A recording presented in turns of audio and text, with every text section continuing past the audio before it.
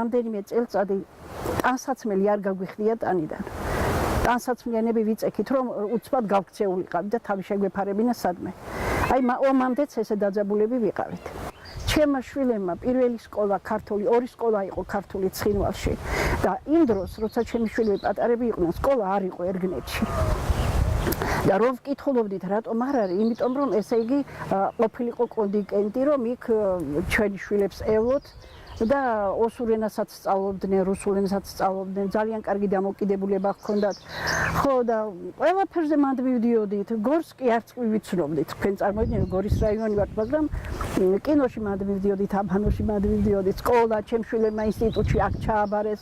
ძალიან კარგი დამოკიდებულება ჰქონდა, მაგრამ მე ასე ვფიქრობ, რომ აი ეს ბაზარი რომ აღდგებოდეს, ვფიქრობ, რომ მეგობრობა კიდევ იქნება, შესვლა-გამოსვლა კიდევ იქნება და რაღაცა მოხდება. აი ეს ბაზარი აუცილებელია, მე ასე ვფიქრობ.